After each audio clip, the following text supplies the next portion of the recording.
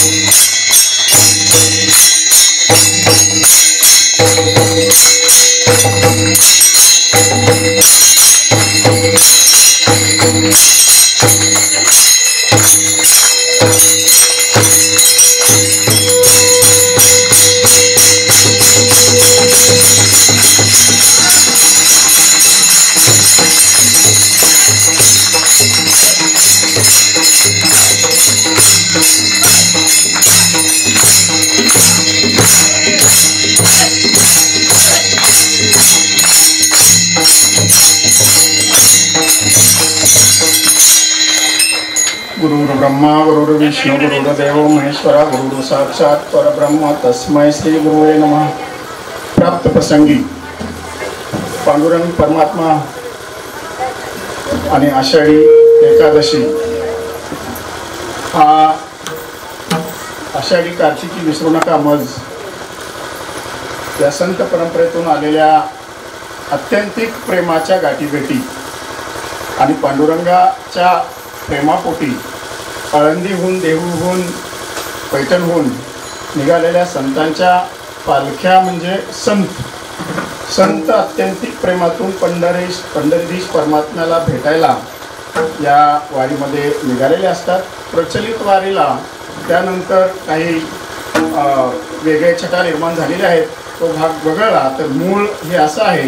आणि काल कोणीतरी सांगितलं आपल्याला नाही का, एक आणि भेट किंवा संत भार पंढरीत, असा भार त्यावेळेला पंढरीत होता. आपण पाहतो नामदेव महाराज, चोकोबा महाराज, माऊली आणि 4 भावंड त्यांच्या माध्यमातून, गोरबा काकांच्या माध्यमातून त्या ठिकाणी चाललेला तो ज्ञानयज्ञ सोहळा, अनुभूतीचा सोहळा, हे सर्व आपल्याला पंढरीशी कनेक्टेड असताना दिसतं. आणि म्हणून काल कीर्तनात बरीच उकल झाली की कोणत्या पंढरीत जायचं नाही का, ते सुद्धा गृहीत धरून या ठिकाणी आषाढी वारीचा विश्वात्मके देवे साधक मंडळींचा सच्चिदानंद संत श्रीपाद बाबांच्या कृपाशीर्वादाने आणि गुरुवर्य हबप पुरुषोत्तम राजादो बाबांच्या मार्गदर्शनाखाली चालत असलेला हा आपला आषाढी वारीचा सोहळा काही वर्षापासून हा विशेष आणि अलौकिक असा सोहळा चालू आहे.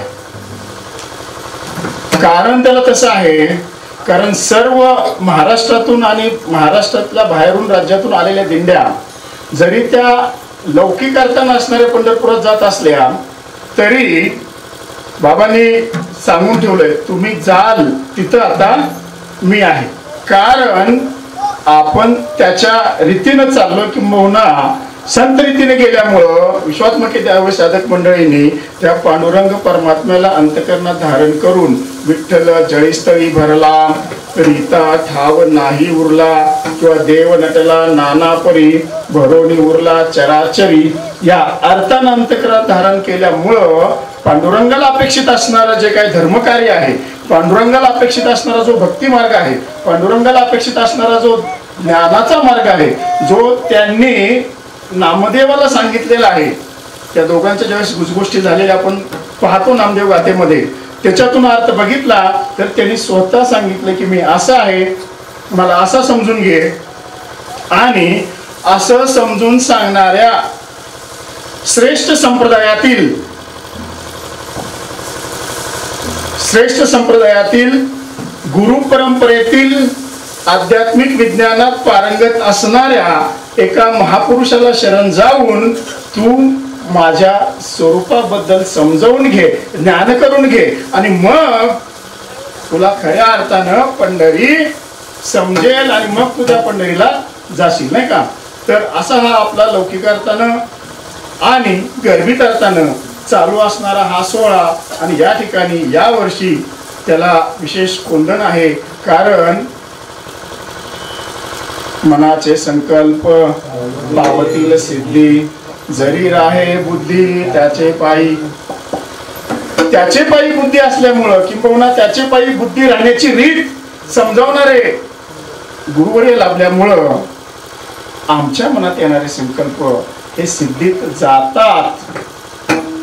हे फक्त आज इथं काहीतरी एक दिसतंय म्हणून सांगायचा भाग नाही आहे. कालपासून अनुभव आपण सांगतो एकमेकाला. मनात आलेले संकल्पच काय, पण वेळेच्या अगोदर आणि नशिबापेक्षा जास्त हा आपला अगोदरचा अनुभव आहे.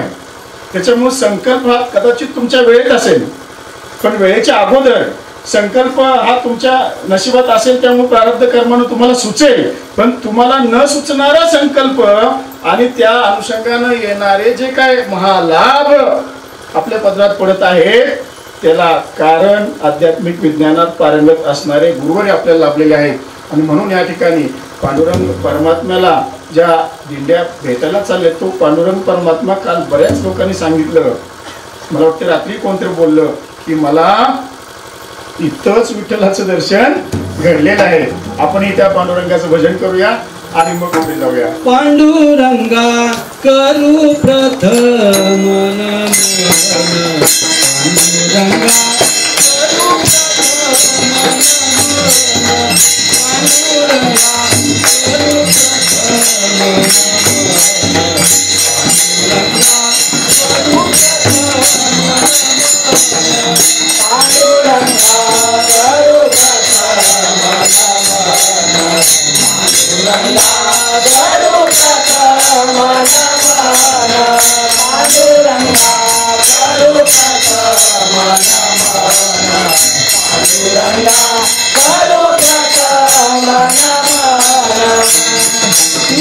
नमन, पांडुरंगा करू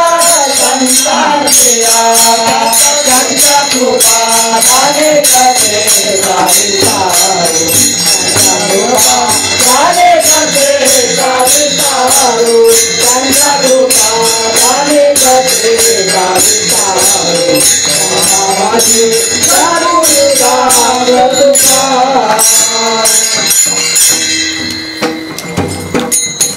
बाबाजी सद्गुरु दास तुका त्यांच्या कृपादाने कथेचा विस्तारू, संताविन प्राप्ती नाही ऐसे वेद देती ग्वाही. अशा संत महात्म्यांना आपण वंदन करूया. ओम नमो ज्ञानेश्वराय.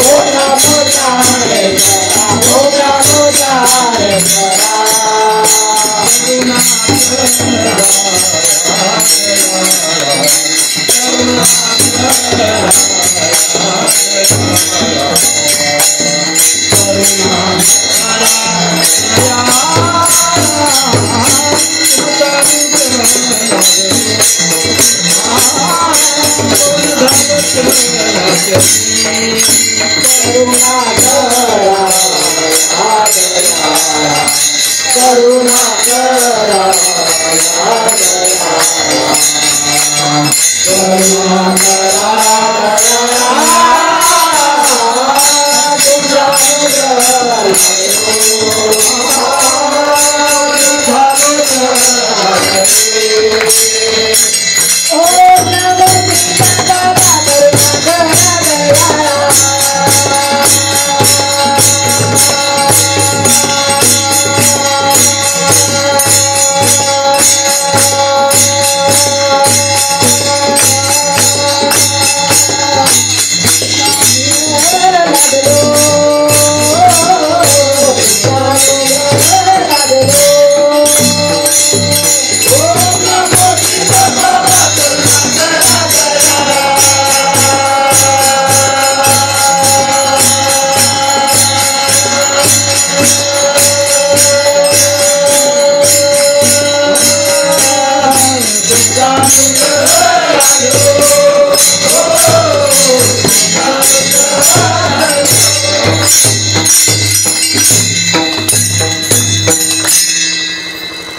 काल्याचा प्रसंग आहे आणि शिंक शब्द आल्यानंतर जरासा नाही का बऱ्याच ठिकाणी शिंके लावी येले दुरी होतो तिघांचे मी वरी तुम्ही वारे दोहीकडे मुख पसरुनी गडे वाहती त्या धारा घ्या रे दोहीच्या कोपरा तुका म्हणे हाती ठोका ठोका अधिक उणे नेदी एका. अभंग बघितला तर काही सूचना करतानाचा वाटतो, काहीतरी मार्गदर्शन करतानाचा वाटतो. कोणतरी कुणाला तरी सांगतंय की असा असा प्रसंग आहे, प्रसंग असा असा आहे, अशा अशा रीतीनं जावं लागणार आहे, असं असं करावं लागणार आहे. आणि हे करताना बऱ्याच प्रक्रियेतून जाताना आपल्याला काहीतरी हालचाल, काहीतरी क्रिया, काहीतरी स्वतःहून करावं लागणार आहे नाही का. आणि ते करत असताना त्यांनी जसं सांगितले तसं करावं लागणार आहे. आता याच्यामध्ये पहिल्या चरणाचा विचार केला आपण, थोडंसं शब्दार्थाने जाऊ नंतर पुढे जाऊ. तर सांगणारा पहिल्या चरणात सांगतो की हे आपल्याला साधायचं, आणि दुसऱ्या चरणामध्ये खालच्यानं सांगतो की तुम्हाला हे करायचं आहे, आणि तिसऱ्या चरणामध्ये परिणाम सांगतो की असं झालं तर तुम्हाला काहीतरी प्राप्त होणार आहे, ते तुम्ही घ्या. आणि चौथ्यामध्ये अश्युरन्स आहे, गॅरंटी आहे, माझ्या हातामध्ये ठोका आहे, टोका आहे, मी कुणाला अधिक उण देणार नाही, न दे नाही का, नेदी देणार नाही. कसं अधिक उणे, एकाला सुद्धा अधिक आणि उण, पुढे बसणाऱ्यांना जास्त, मागे बसणाऱ्यांना कमी, किंवा उशीर आला म्हणून कमी, किंवा लवकर आला म्हणून जास्त. आता ते तुम्ही जसं प्राप्त करून घ्याल तसं तुम्हाला ते कमी जास्त वाटेल. पण मी मात्र हाती ठोका घेऊन बसलोय, आणि आपण काल बघितलं ठोक्याचा परिणाम. ठोका असल्याशिवाय अधिक उण्याला महत्व नाही येणार, अधिक उण प्राप्त होणार नाही, अधिक किंवा ऊनच प्राप्त होईल नाही का. आणि म्हणून आपल्याला समजून घ्यायचं हे की शिंक्याचा मतितार्थ काय आहे आणि त्या तिघांचा मतितार्थ काय आहे, आणि मग दोन्हीकडे कसं व्हायचं आणि कुणी व्हायचं आहे. आणि मात्र उभा राहताना मुख पसरवणी गडे, गडे गडे म्हणजे गड्यांना सांगतायत. आता तसं बघायला गेलं तर हा आपल्या भगवान श्रीकृष्णाच्या वृंदावनातल्या किंवा त्या नंदाच्या तिथे नाही का बाळगोपाळ संघ ज्या क्रीडा चाललेल्या होत्या, त्या क्रीडेमध्ये ज्या वेळेला गवळणीच्या घरातलं दही दूध लोणी खायचा प्रसंग असतो, त्यावेळेला घरात एंट्री केल्यानंतर लांबूनच बघतात गडी आणि सगळे, अरे बापरे प्रसंग कठीण आहे. नेहमी तर आम्हाला खाली ठेवलेले मोठे मोठे माठ लोण्याचे, आणि मग मला वाटतं त्यातून शिंक आला असेल. ह्यांनी खाली ठेवलेले माठ, खाली ठेवलेले दही दूध, खाली ठेवलेलं तूप वगैरे, हे काय सोडलंय का तोपर्यंत नाही का. आणि कुणाच्या घरचं त्याला काय माप नाही. आणि म्हणून त्यांनी ओळखलं की हे काय यांचा प्रताप काय थांबणार नाही, आणि म्हणून आपल्याला हे आता खाली ठेवून उपयोग नाहीये. हे सार अमृत हे खाली ठेवून उपयोग नाहीये. बरं हे असं सहजासहजी यांच्या हाताला लागलं तर हे ओरबडून दररोज घेऊन चाललेत. आणि म्हणून गवळणींनी त्यांचा काय वेगळा भाव असेल, आम्हाला मथुरेला विकायला न्यायचं आणि तुम्ही का बाबा आमचं खाताय नाही का. आणि यांचा मात्र वेगळा भाव आहे की हे हितलं आम्हाला खायला भेटलं पाहिजे. मथुरेमध्ये कंसमामाचं राज्य आहे, त्याच्या हाताखाली वाढणारे सगळे आपल्या विरुद्ध पार्टीतले नाही का, आमच्या बाळगोपाळांना भेटायला पाहिजे. आणि म्हणून इथंच मिळावं म्हणून यांनी ते चालू केली होती क्रिया. आणि मात्र या ठिकाणी भगवंताच्या लक्षात आल्यानंतर त्यांनी एंट्री केल्यानंतर त्या प्रसंगामध्ये त्यांना दिसलं की हे तर वर आहे, आणि वर आहे म्हणल्यानंतर भगवंत सूचना करतात, हे बघा हे वर आहे, हे दूर आहे, आणि त्यासाठी आपल्याला काहीतरी रचावं लागेल. आणि रचल्यानंतर मग मी मात्र तिघांच्या वर होतो म्हणजे भूतकाळात सांगत नाही ते, मी होतो, गेलो होतो, तिकडे चाललो होतो, असा भूतकाळ नाही तो एक जबाबदारीनं मी असं करतो, होतो म्हणजे वर होतो, मी वर होतो म्हणजे जबाबदारी आहे इथं, बरोबर. इथं जबाबदारी आहे, इथं कर्तव्याची जाणीव आहे. आणि गड्यांना जर काय प्राप्त करून द्यायचं असेल, गड्यांना जर प्राप्तीच्या पलीकडे न्यायचं असेल, तर पहिल्यांदा जो फ्रंटला आहे ना, जे पुढे आहेत ना, मार्ग दावून गेले आधी दयानिधी संत, ते पुढे आहेत. आणि त्या भूमिकेमध्ये आपण जाऊ, त्या भूमिकेमध्ये भगवान आपल्या गड्यांना सांगतायत, मी मात्र वर होतो बरं का, तुम्ही कोणी काय रिस्क घेऊ नका. तिघांच्या वर मी चढतो, तुम्ही काय रिस्क घेऊ नका. बघतो गोपाळकाला तिघांच्या वर चढायचं म्हणजे गडी निवडूनच घ्यावं लागतं हो. आता माझ्यासारख्याला तिघांच्या वर चढवायचं म्हणजे नाही का अण्णा, गुरुजी वर तिघांच्या वर तुम्हाला जर चढवायचं म्हटलं काय करू भाऊ? नाही तुम्हाला वाटल हाय मी पण तिघांच्या वर होण्यासारखा. गडी कसं लागतोय वर व्हायचं म्हणलं तिघांच्या उंच पाहिजे. आता आपण बघायला गेलं तर 4.5, त्यात गडी जरासा पातळ पण पाहिजे. काय दर्शन घाबरला. आणि नुसतं तेवढं असून उपयोग नाही, चढण्याचं कौशल्य पाहिजे. बरं चढून पण नाही, बऱ्याच वेळा चढून पण तिथनं लोंबकाळलेली बघतो आपण, आहे का नाही. तिथपर्यंत गेले आणि परत लोंबकळले, म्हणजे सगळं आहे, सडपातळ आहे, उंच आहे, विश्वास पण ठेवलाय. काय ठेवणाऱ्यांनी विश्वासानं निवडलाय, निवडून पुढे आणलाय. आता बाबा तू चढ, नाही का. आणि तो खाली येताना दिसतो आपल्याला, बऱ्याच वेळेला नाही प्राप्त होत लवकर. बघितले दहीहंडी बघितलं असेल तर लक्षात येईल आपल्याला, मुंबईकडे किंवा गावाकडे पण आज प्रश्न चाललेला आहे. आणि त्याच्यातून बोध हा आहे की जे शिंक आहे, जे दहीहंडीचं शिंक आहे, त्यात काय ते आपण बघूया. ते मात्र असं प्रयासानं लागतं. त्यासाठी वर चढणारा गडी हा निवडलेला आहे, तो त्या गुणांनी युक्त आहे. आणि गुणांनी युक्त असून सुद्धा त्याचा निश्चय असला पाहिजे. बऱ्याच वेळेला खालचे तिघ घसरतात, पण तो वर गेला आणि एकदा का त्याच्या हाताला दहीहंडी लागली, एकदा का त्याच्या हाताला ते शिंक लागलं की तुम्ही खालचे गेला तरी हरकत नाही, मी आता याला सोडणार नाही, हा माझा धर्म आहे. तुम्ही कट काढा नाहीतर कट काढू नका. खालच्यानं बरेच वेळा कट निघत नाही. काय बोलू, कट थोडा आहे. बघितलं ना, वरचा वर जाऊस तर त्याला वरच्या माहित आता मला किती 5 मिनिटं वर जाऊन नुसतं हे करून हे करायचं आहे.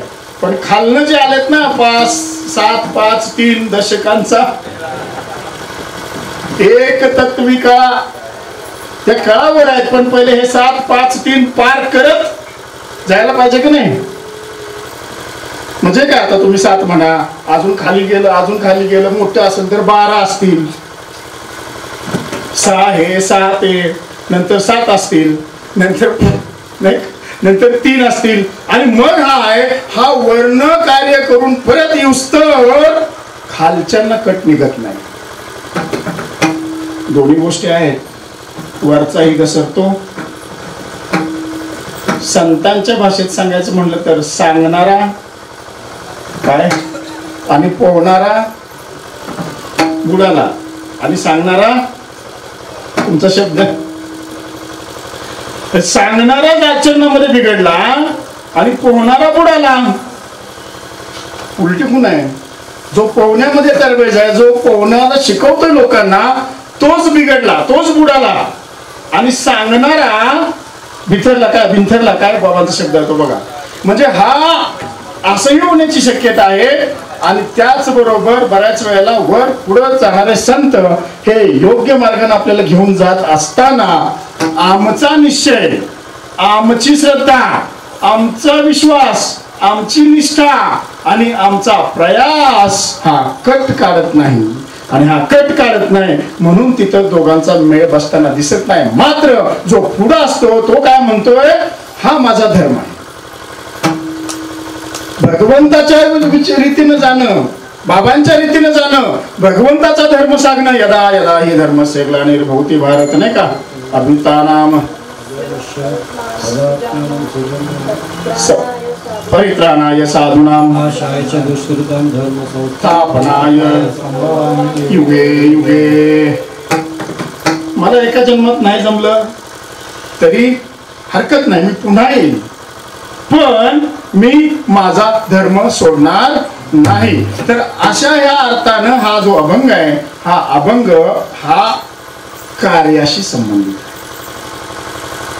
केवळ त्या गोपाळांच्या दहीहंडी काल्यापुरता संबंधित नाहीये.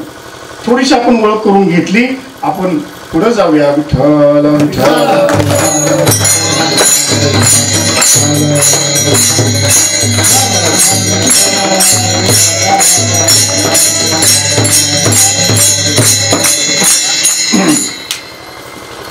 पवित्र ते फूल जेते हरीचे दास जन्म घेते. पवित्र ते कोळ पावना तो देश. पवित्र ते कोळ पावना तो देश. पवित्र ते कोळ पावना तो देश. पवित्र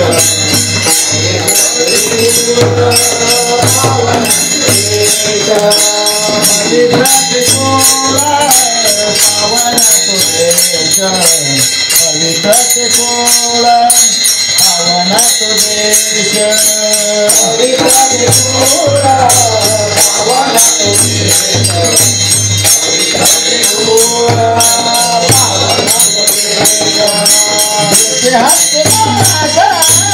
तो देश. जेते हरिदास जेते हरिदास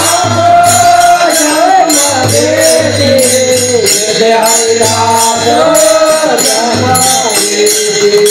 पवित्र ते कोळ पावना तो देश. पवित्र ते कोळ पावना तो देश. पवित्र ते कोळ पावना तो देश. पवित्र ते कोळ पावना तो देश. पवित्र ते कुळ पावन तो देश, जेते हरीचे दास जन्म घेते. आणि म्हणून या ठिकाणी कुळाचा विचार करता आपली चर्चा झाली परवा, नाही का. शिवाजी महाराजांचं कुळ, तुकाराम महाराजांचं कुळ, माऊलीचं कुळ म्हणजे संतांचं कुळ, नाही का, आणि राजाचं कुळ आमच्या, नाही का. आणि त्या कुळामध्ये म्हणजे पवित्र ते कुळ पावन तो देश, जेते हरीचे दास जन्म घेते. उलट यायचं, जेते हरीचे दास जन्म घेतात तो देश, जेते हरीचे दास जन्म घेतात ते कुळ पवित्र आहे. आता इथं बसलेल्यामध्ये कोण कुठल्या कुळीतलं, कोण कुठल्या कुळीतलं, कोण कुठल्या कुळीतलं आहे का नाही, हे सगळे पवित्र कुळीमध्ये आले आणि पवित्र कुळी झालेले आहेत त्यांची. आता हे ज्या देशातून आले, देश म्हणजे त्यांचा राहण्याचा भाग, बाबांच्या कृपाप्रसादाने त्यांच्या कुळीचा उद्धार झालेला आहे. आणि त्यांच्या गावामध्ये अलीकडे पलीकडे बऱ्याच वर्षापासून पावन क्षेत्र, नाही का, पावन क्षेत्र, तीर्थक्षेत्र, नाही का, मासावाडी, गोजेगाव, उलेगडीवाडी, चिखली, ओढणी, आवे, कुठं काय नाही का. बघा, कालपासून आपल्याला बाबा अनुभव सांगतायत. 2006 7च्या दरम्यान पहिल्यांदा आमच्या भागात त्यांचं यानं झालं आणि त्यावेळची परिस्थिती बघितली, सगळ्यांचा अनुभव इकडल्या भागातील लोकांचा की अत्यंत दुष्काळी भाग. चारा छावण्या 2-3 वेळा झाल्या होत्या. चारा छावण्यामध्ये जनावरं उडून टाकायच्या परिस्थितीमध्ये होती. म्हणजे चारा छावण्या सगळ्यात जास्त कुठल्या भागात होत्या तर या आपल्या भागात होत्या. तो प्रसंग आठवा, ती वेळ आठवा. त्या वेळेला इकडून संत महात्म्यांचं चरणस्पर्श या भागातून लागायला लागलं. आषाढीच्या निमित्तानं, महात्म्या आमच्या गावात येण्याच्या निमित्तानं, वृक्ष संवर्धनाच्या निमित्तानं, वैष्णव मेळाव्याच्या निमित्तानं आणि तेव्हापासून इकडचा देश हा हळूहळू पावन होत गेलेला आहे. तेव्हापासून इकडची मंडळी अनुभव सांगणं फार भयंकर अनुभव आहे की ज्यांना शोधून आणावं लागत होतं बाजूच्या गावातून, रात्री 11-12 वाजता कुठं नेमके कुठे असतील, आज ते बाबांचं गुणगान गातात. दृढ निश्चयानं भक्ती मार्गामध्ये स्थिर आहे. संत चरणावरती विश्वास दृढ झालेला आहे. हे जे परिवर्तन आणि कालचा शब्द वापरला तर बदलाव हा सहज नाही आहे. हा सहज नाही आहे. हा संतांच्या अंतःकरणात अगोदर उमटावा लागतो आणि मग त्या ठिकाणी हळूहळू परिवर्तन होऊ लागतं. आणि त्यासाठी मात्र अगोदर संत चरणरज हे आपल्या घरी लागले पाहिजे. आमचा भाव काय पाहिजे? संत चरणरज हे आमच्या घरी लागले पाहिजे. अगोदर माझ्या हृदयावर लागले पाहिजे. आता हृदय आपुले चौफालिया भले वरी ठेवू बैसवू. ठेवू का बैसवू? ठेवू म्हणजे खूपच थोडा वेळ आणि बैसवू म्हणजे स्थिर. हृदयामध्ये श्री गुरूंची पाऊले स्थिर आपल्या करायचे आहेत, मग घरामध्ये करायचे आहेत, मग समाजामध्ये करायचे आहेत, नाही का, मग गावामध्ये होतील आणि मग तो देश पवित्र होईल. पवित्र तो देह वाणी पुण्यवंत जो हृदय अच्युत सर्व काळ. असं याच उलट केलं तर परत जो सर्व काळ अच्युत वदतोय त्याचा देह पवित्र आहे. का पवित्र देह असल्यानंतर मग तो अच्युत असा आहे का? तो कसा प्राप्त होईल आम्हाला माहिती नाही. पण जर संत रीतीने गेलो, संतांकडून समजून घेतलं अच्युत काय आहे, तर त्या अर्थानं अच्युत वधायला सुरुवात केल्यानंतर मात्र पवित्र तो देह वाणी पुण्यवंत होते. आणि म्हणून असं कुल विचार केला तर आपण जर कृष्णाच्या ह्याच्यामध्ये जर गेलो, भगवंताचा जन्म देवकी आणि नाही का, आणि यांनी सुद्धा भगवंताकडे, भगवंत भक्त आहेत, ते भक्त आहे म्हटल्यानंतर देवाशी संबंधित असताना देवाची भक्ती केल्यानंतर देवाने प्रसन्न व्हावं आणि देवाने सांगावं की काहीतरी मागा.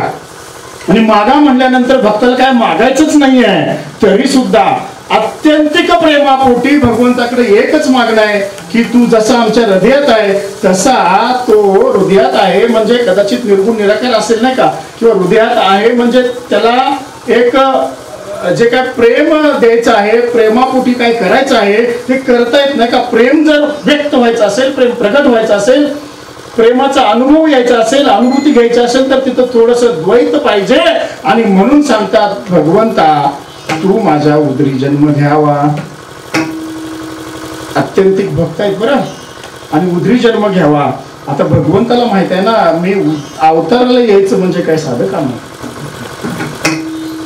मागे सांगतात 14 वर्ष वनवास, परत त्या रावणाबरोबर युद्ध. बर काय नाही हो, पण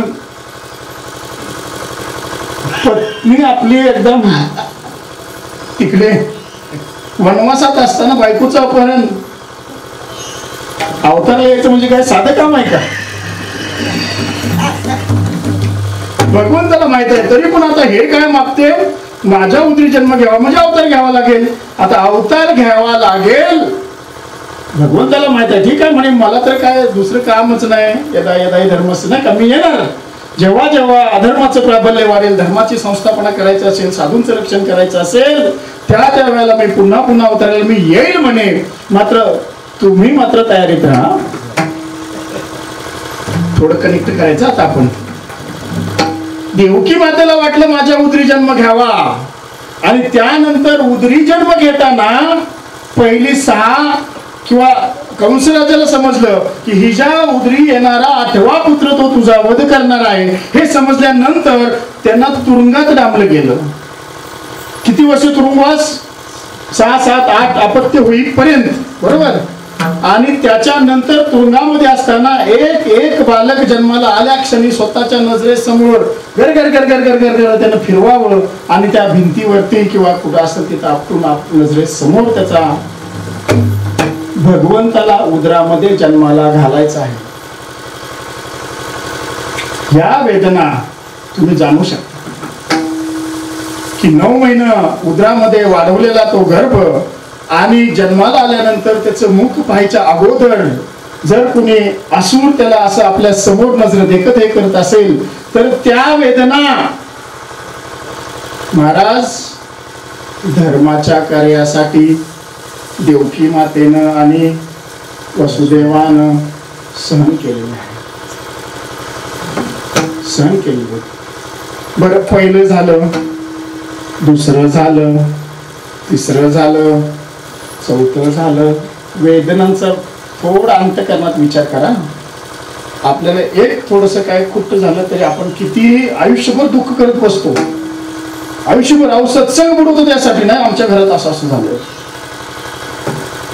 काय काय लोक काय आमचे बंद होतात सत्संगातून, आमच्याकडे असं झालंय.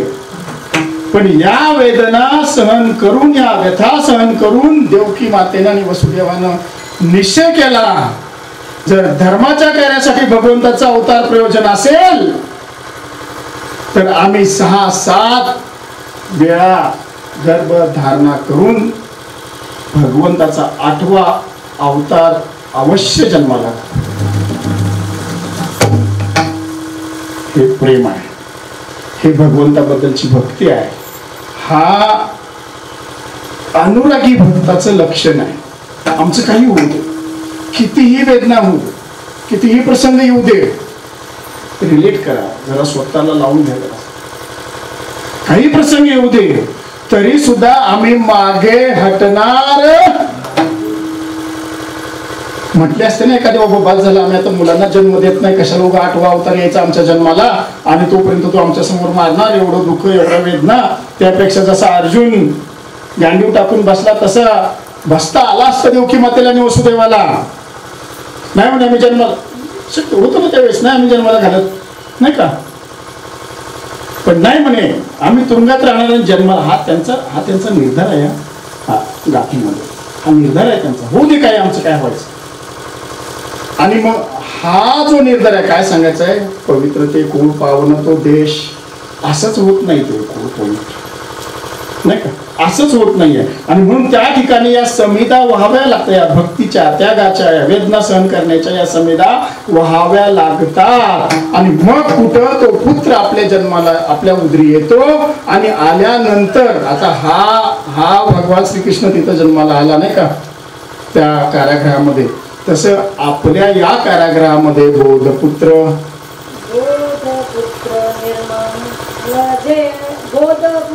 निर्माण झाला देवा.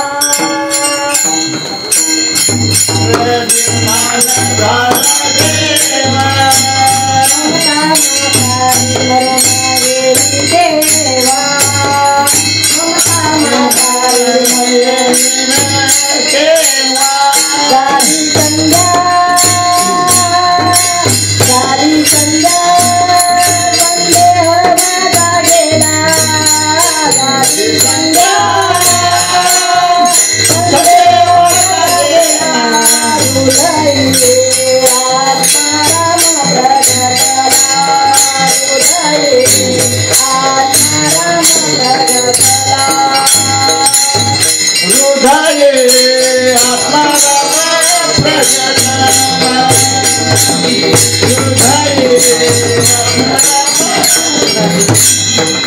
झाली संध्या संदेह माझा गेला हृदय आत्मा राम प्रगटला बोधपुत्र निर्माण झाला तेव्हा ममता म्हातारी मरून गेली जेव्हा बाबांनी ममत्व सांगितले नाही का असं जर ममता देहावर ममता असती किंवा याच्याबद्दल नुसती ममता असती तर हे कार्य त्यांच्याकडून झालं असतं का नाही आणि म्हणून अर्जुनाचं सुद्धा देहावरचं ममत्व पहिल्यांदा भगवंतानी काढून टाकलेलं आहे देवकी मातेचं वसुदेवाचं ममत्व पहिल्यांदा काढून टाकलेलं आहे नाही का त्या ठिकाणी कारण ते भक्तच होते पहिले तसं आपण जर अनुरागी भक्त झालो तर गुरु महाराज सद्गुरु आपल्यातलं सुद्धा ममत्व पहिल्यांदा काढून घेतात संसाराचं ममत्व पोराबाळांचं ममत्व जे काय प्रपंचिक ममत्व आहे ते काढून घेतात आणि आपल्याला या कार्यावरती स्थिर करतात म्हणून या ठिकाणी विचार केला तर त्या शिंक्याचं जर बघायचं म्हटलं तर मुळामध्ये शिंक्याचा 2 वेळा उल्लेख किंवा पाहतो आपण नाही का एक घरामध्ये लावलं असेल जिथं आपण ते सार ठेवतो नाही का वरती आणि ते तसं जसं इथं लावलंय ते गोपाळ काल्यामधलं आणि तिसरं शिंक एक आहे ते म्हणजे हा रामनाम हा घेऊन जावं लागतं नाही का आपल्याला त्यावेळेला जरूर लागतं ते आणावं लागतं त्याच्या आतमध्ये काय काय आता आहे तुम्हाला अनुभव आहे नाही का ते घेऊन जावं लागतं तसं आता या शिंक्याचं बघितलं तर शिंक्यात काय आहे बारीक विचार केला तर का ते दूर आहे काय आहे त्याच्यामध्ये काय आहे त्याच्यामध्ये शिंक्यामध्ये काय आहे आणि तुम्ही आलाय कशाला आणि काय प्राप्त करायचं आहे नाही का ज्याच्यासाठी आलाय तो त्याच्यात आहे काय आहे त्याच्यामध्ये काला कोणता काला आहे त्याच्यामध्ये हरिनामाचा किचडी काला हरिनामाचा किचडी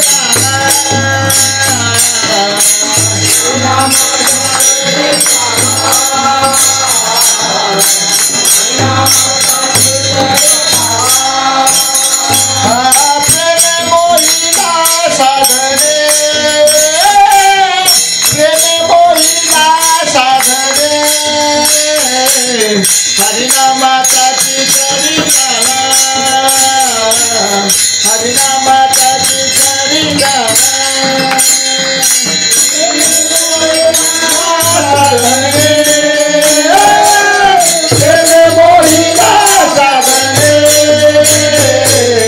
हरिनामाचा किचडी काला हरिनामाचा किचडी काला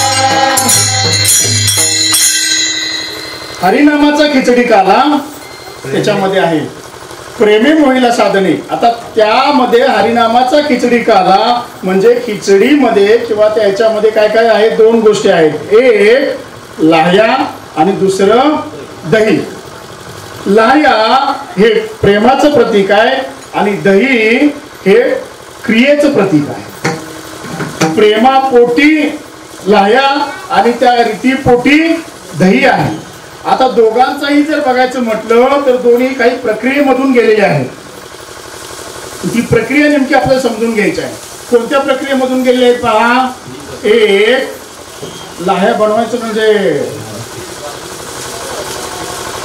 नुसतं गरम केलं आणि लाह्या होतात का नाही होतात लाह्या बनवण्यासाठी विशेष प्रक्रिया आहे ते ठराविक तापमानापर्यंत ती जी काय आहे ते तापलं पाहिजे आणि मग ती बी आपोआप तार तार तार तार उडून मग त्याची लाही होते सुरुवातीला बी आहे तो थोडासा जड आहे खाण्याच्या लायकीचा आहे का नाही डायरेक्ट ज्वारी खा म्हटलं मका खा म्हटलं तर खायला का आपण कसं नाही पण एकदा का त्या अग्नी दिव्यातून गेला की त्याची लाही बनते आणि मग ते लाही दुसऱ्या भाषेत सांगायचं म्हणतं पॉपकॉर्न हा मग बरोबर आता समजलं लाही पॉपकॉर्न नाही का बरंच महाग विकतं तिकडे गेल्यानंतर बघायला मग ती लाही आता प्रेमाचं प्रतीक आहे प्रेमापोटी अग्निदिव्यातून जाऊन त्यानं सुद्धा आपलं पहिलं रूप बाद केलं आणि असं एक प्रेमळ रूप धारण केलंय की ज्याच्यामुळं खाणाऱ्याला अजिबात त्रास होणार नाही का असा तो लाह्याचा प्रसाद आणि दही जे पण एका प्रक्रियेतून गेलेले आहे कसं गेले दूध नाही का, धार काढली दुधाची आणि लावलं दही करायला, होईल का? नाही होणार. मग काय करावं लागतं आपल्याला? त्याच्यामध्ये तापवावं लागतंय, उकळावं लागतंय. नुसतं 2 मिनिटं उकळून चालत नाही, त्याला बऱ्यापैकी उकळावं लागतंय की त्याच्यावरती साय आली पाहिजे. तेवढ्यापर्यंत उकळायचं आहे आणि मग थोडंसं थंड करायचं आहे आणि मग त्यात विरजण टाकायचं आहे. एवढंच चमचाभर विरजण त्या माठभर दह्याला आपल्यासारखं करतंय. आता ते दही हे विरजण नाही का आपल्यासारखं करतंय आणि मग ते दही तयार होतंय. ह्या दोन्ही प्रक्रियेतून आलेलं आहे. आता या दोन्ही प्रक्रियेच्या पाठीमागं गोमातेचं विशेष असं त्याच्यामध्ये सहकार्य आहे किंवा गोमातेशिवाय ते शक्यच नाही. जे धान्य आपण काढून आणलेलं आहे ते तर भूमातेतून आले आणि भूमातेला कसण्यासाठी आमचा नंदी महाराज पाहिजे. त्याचबरोबर तिला जे काही पोषक अशी जी काय भूमाता पाहिजे त्यासाठी गोमातेचं शेण आणि गोमय पाहिजे. तरच ती जमीन पोषक राहील, तरच ते धान्य उगवेल, तरच तो बी भेटेल, तरच तो भाजण्याच्या प्रक्रियेमध्ये येईल. आणि असा भाजण्याच्या प्रक्रियेमध्ये आल्यानंतर नाही होते. गोमातेचंच दूध पाहिजे, गोमातेचंच दही पाहिजे नाही का. म्हणजे गोमाता पाहिजे तिथं, गोमाता नसेल तर काही होणार नाही. म्हणून हरिनामाचा खिचडी काला म्हणजे यानं असला तरी आपल्याकडे आपण ही प्रक्रिया सांगतो, दुधामध्येच नाही आहे पण काढण्याच्या रीतीने गेलं तर नाही का. काय करायचं आहे? आतमध्येच देव आहे पण आतलं देवत्व प्रकट करण्यासाठी त्यामध्ये थोडस टाकलं पाहिजे जे की आहे अगोदर घरामध्ये नाही का. आणि मग संत महात्म्यांच्या मुखातून पडलेले महावाक्य आपल्या कानात गेल्यानंतर मोठके गुरुमुखे उज्जैत दिसे, परी हृदयी स्वयंभूची असे, प्रत्यक्ष भाव लागे तैसा पैसयासी. एवढंच आहे ना, एवढंच मोठं आहे. पण आतमध्ये स्वयंभू आहे म्हणजे वर्ण टाकलं की दह्यासाठी लागणारं जे आहे ते आत त्या दुधात आहेच, पण वर्ण टाकलं की आतमधलं आपोआप बदलायला सुरुवात होते. असं ते आता हे झालं रूपात्मक खिचडी काला नाही का. मात्र ते दूर काय बरं एवढ्या, म्हणून दूर असण्याचं प्रयोजन असं आहे की काही गोष्टी या दुर्लभ आहेत. काय काय दुर्लभ आहे? एक मनुष्य देह अत्यंत दुर्लभ आहे नाही का. कधी प्राप्त होतो? पाप पुण्य समान झाल्यानंतर मग एक योनी कोटी कोटी फेरा मग लागे मनुष्य देहाचा वारा. एका योनीमध्ये कोटी कोटी वेळा जन्म घ्यावा आणि मग मनुष्य देहाचा वारा लागावा. दुसरं दुर्लभ माणुसकी, अलीकडचं. दुसरं दुर्लभ माणुसकी. मनुष्य देह प्राप्त झाला, पाप पुण्य समान झालं, पण माणुसकी कुठे आहे? आपण आला. श्री कृष्ण गोविंद हरे मुरारी हे नाथ नारायण वासुदेवा. श्री कृष्ण गोविंद हरे मुरारी हे नाथ नारायण वासुदेवा. श्री कृष्ण गोविंद हरे मुरारी हे नाथ नारायण वासुदेवा. श्री कृष्ण गोविंद हरे मुरारी हे नाथ नारायण वासुदेवा. हे नाथ नारायण वासुदेवा. हे नाथ नारायण वासुदेवा. हे नाथ नारायण वासुदेवा. हे नाथ नारायण वासुदेवा. हे नाथ नारायण वासुदेवा. हे नाथ नारायण वासुदेवा. हे नाथ नारायण वासुदेवा. हे नाथ नारायण वासुदेवा. श्री कृष्ण गोविंद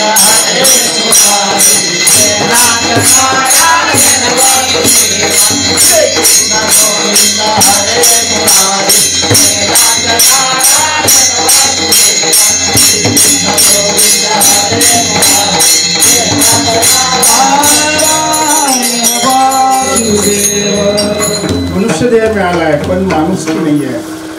माणुसकी अत्यंत दुर्लभ आहे महाराज. आज बघतो आपण बरीच मंडळी माणसाचं कातडं पांघरून फिरतायत. आत वेगळंच आहे काहीतरी. उलटे ह्याच्यात बोलायचं म्हटलं तर दिसायला माणूस आहे, पण आतमध्ये वेगळेच गुण आहेत नाही का. म्हणजे त्याच्यापेक्षा जनावर तर बरं.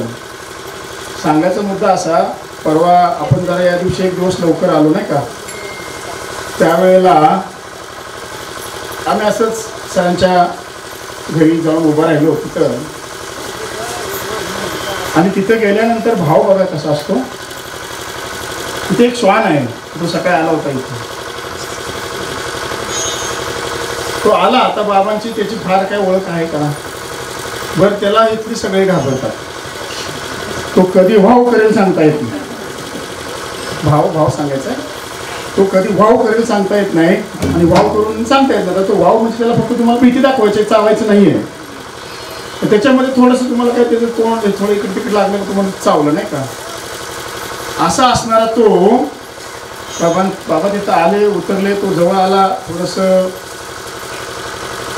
त्यांना जे काय सुरुवातीला जाणते ने गुरुभजेचे तेने कृतकार्य होईजे जैसे मुशिंचने शाखा. त्यानं ते चालू केलं. जे काय असेल ते नाही का, सोंगलं, वास घेतला, ओळखलं, पारख केली, निघून जायला पाहिजे होतं ना महाराज. त्यानं हात जोडले असं एकदम जसं आपण दर्शन घेतो ना असं दर्शन घेतलं. ते प्रत्यक्ष पाहिलं.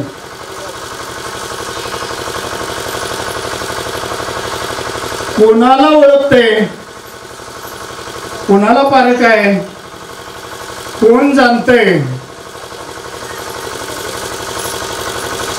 नाही का. आम्ही माणूस आहे, मुद्द्याकडे या. तो प्राणी आहे. गुरुजनाचा आदर ठेवणं, गुरुजनांना ओळखणं, संतांना ओळखणं, संतांची पारख करणं, संतांचा आदर ठेवणं, संतांच्या बद्दल अंतःकरणात कदर असणं, हे माणुसकीचं लक्षण. भले एखादा वारकरी नसेल, भले एखादा हे नसेल, पण वारकरी बघितल्यानंतर तो नमस्कार करतो.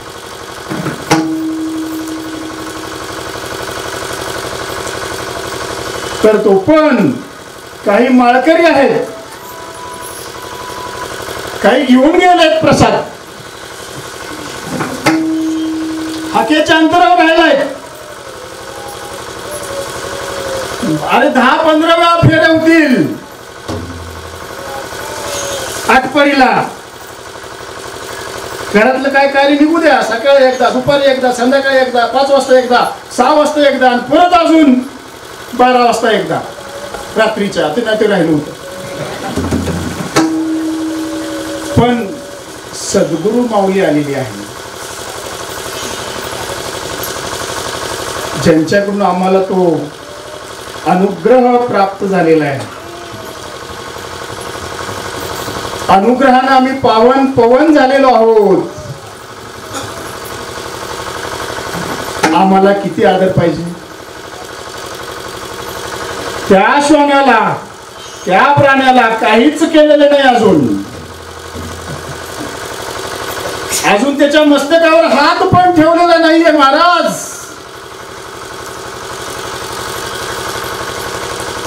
तरीही त्याला पारख. माझा उद्धार व्हायचा असेल तर तिथंच होणार आहे. मला सद्गती प्राप्त व्हायची असेल तर या चरणाशी होणार आहे. याची कदर, याची पारख त्याला आहे, आम्हाला नसून.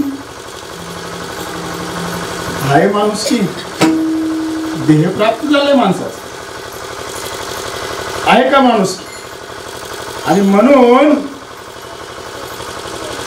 अति दुर्लभ मध्ये माणुसकी आहे, अति दुर्लभ मध्ये मनुष्य देह आहे. शेवटची पाळी एक मनुष्य देह. त्यानंतर मात्र या माणुसकीला राहिलं तर आता तिसरं अत्यंत दुर्लभ काय? मुमुक्षत्व.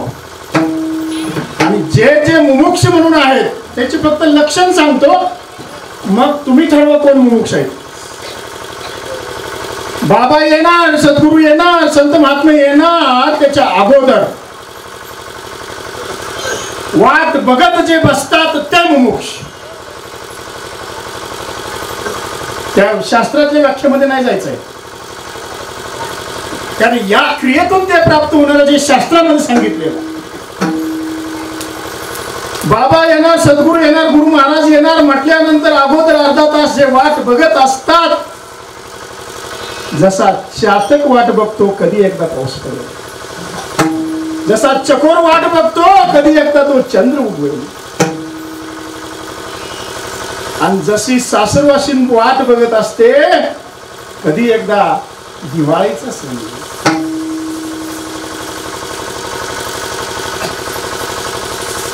त्यांच्याही हातात नाही पाऊस कधी पडावा, त्यांच्याही हातात नाही सूर्यचंद्र कधी उगवावा, त्यांच्याही हातात नाही त्यांच्या म्हणण्यानं मुहूर्ताने दिवाळी अगोदर येणार नाहीये. आम्हाला सगळं माहित असतं. आम्ही मला घातले, आम्ही अनुग्रहित आहे, आम्ही प्रबोध पण घेतलं, आम्ही सगळं घेतलंय, आम्हाला सगळं माहित आहे. एवढ्या वाजता येणार आहे तरी आमची बुद्धी जागृत आहे. दुर्बुद्धी ते मना, दुसरे शब्द नको आपली संतांचे शब्द. पुढं काय? दुर्बुद्धी ते मना कदा न उपजो नारायण, कदा न उपजो नारायण. दिली होती, जोडली होती ब्रह्मविद्येला, झाली ना दुर्बुद्धी. आणि म्हणून मुमुक्षत्व अत्यंत दुर्लभ आहे महाराज. जे असे आता त्याच्यातून थोडंसं एक एक्सक्यूज म्हणलं तर, जे प्रवासामुळं किंवा आहेत आता काही मंडळी आमच्यामध्ये कसं वगैरे की अत्यंत क्लिष्ट जॉब असल्यामुळे वगैरे थोडंसं हलता आलं नसेल वगैरे, पण इथंच आहेत, रिकाम आहेत, रिटायर्ड आहेत. काला प्राप्त होणार आहे. नुसतं त्यातली दहीलाही खायचं म्हणजे काला आहे. बरं, नुसतंच कीर्तन काल्याचं अटेंड केलं म्हणजे काला प्राप्त होणार आहे. नुसतं काल्याच्या कीर्तनात नुसतं येऊन बसला, शेवटी काय महाराज काय सांगता तुम्ही, काय पण असं बोलताय म्हणे. आता तर बसलो आहे, तुम्ही ते काढलं की तुम्ही वाटणारच आहे, मी खाणारच आहे, घेणारच आहे. अहो नंबर लावून घेणार, अगदी पुढं जाऊन गर्दीतून सगळ्यांना ढकलून घेणार. काला प्राप्त होणार आहे?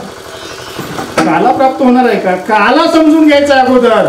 आणि काला समजून घेण्यासाठी म्हणून पहिलं लक्षण मुमुक्षत्वाचं पाहिजे, जे अत्यंत दुर्लभ आहे. आणि त्यानंतर त्या तिन्हींना, हे तीन जे दुर्लभ आहेत ना, त्या तिघांची जर आपल्या जीवनामध्ये आगमन व्हायचं असेल, या तिघांचं आमच्या जीवनामध्ये रुजवण व्हायचं असेल, या तिघांचं आमच्या जीवनामध्ये अंकुर फुटायचं असेल, तर कशाच्या का निमित्तानं असना, कोणतरी बोलवते म्हणून का असना, कुणीतरी सांगितले म्हणून का असना, आमची इच्छा नव्हती खरं हे बोलले म्हणून का असना, थोडासा जरी सत्संग संतांच्या संघामध्ये आला, संतांच्या त्या फेऱ्यामध्ये आला, संतांच्या त्या झपाट्यामध्ये आला, तरी सुद्धा त्याला सगळं प्राप्त होऊ शकतं. पण बहु अवघड असे संत भेटी, बहु अवघड आहे संत भेटी, बहु अवघड आहे संत भेटी, बहु अवघड आहे संत भेटी, बहु अवघड आहे संत भेटी. करी जगदेती करुणा केली, करी जगदेती करुणा केली, ऐसे वर्म मन नावी नारायणा, ऐसे वर्म मन नावी नारायणा.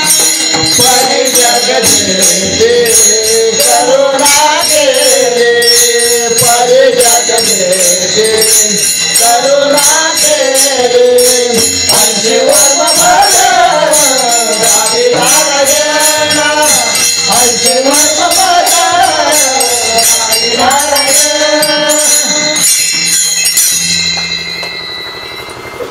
भाऊ अवघड असे संत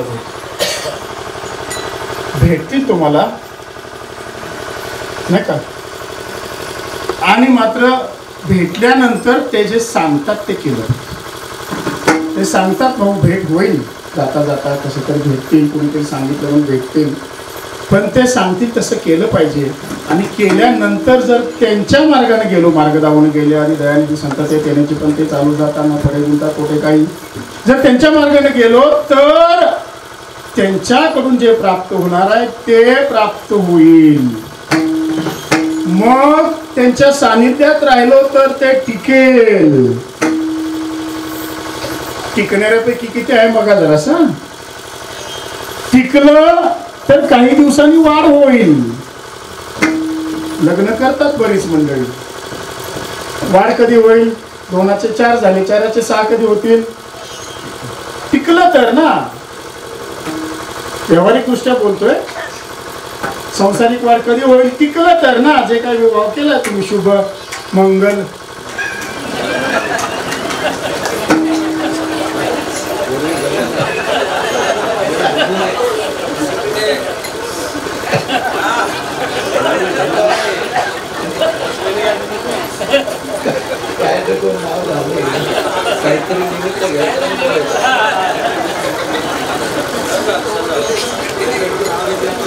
बोला तुम्ही आता ओम शिवाचा मंगल मंगल. टिकलं तर शुभ मंगल, नाही का? नाव टाकताना मात्र शुभ विवाह. तर आजकाल घरी घ्यायची प्रथा मोडत चालली आहे. काय तो समारंभ असायचा ना, 100 बैलगाड्या यायच्या, 100 125 जे का असेल, जेवढ्या बैलगाड्या वराड म्हणून जास्त, तेवढा घरंदाज, तेवढी कुळी ग्रेट, नाही का? तेवढी कुळी ग्रेट. आणि पहिले आम्ही वराडी म्हणून त्या गाडीत बसून आपलं गेलेलो आहे. त्यावेळेला आमच्या वेळेला गायब झालं सगळं. मागच्या पिढीच्या म्हणजे बहुतेक चुलत्याचं कोणाच तरी लग्न होतं. इकडून गाड्या तिकडं, तिकडून परत गाड्या इकडं. बैलाच्या आपले नंदी देशी खिलार,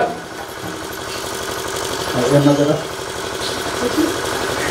खुश होतील. खिलार म्हणल्यानंतर खिलार बैल जोडी, त्यांना शेंब्या, त्यांना रंगवलेलं, ते तट्या बांधलेला, आणि त्याच्यामध्ये ती नवरी मुलगी, त्याच्यामध्ये सगळं तुमचं वराडाचं जे जे काय मुलीला द्यायचं म्हणजे असतं ना, त्याच्या गाडीमध्ये असायचं पहिलं. आता डायरेक्ट दुकानात, डायरेक्ट फ्लॅटमध्ये बदलाव. ऑनलाईन, ऑनलाईन दुकानात ऑर्डर दिली, अमेझॉन मधनं पॅकिंग केलं, डायरेक्ट जो काय फ्लॅट ह्यांचा कुठं असेल तिकडं डायरेक्ट तिथं जाऊन लावून हे जाणार. नंतर डायरेक्ट फक्त ते हे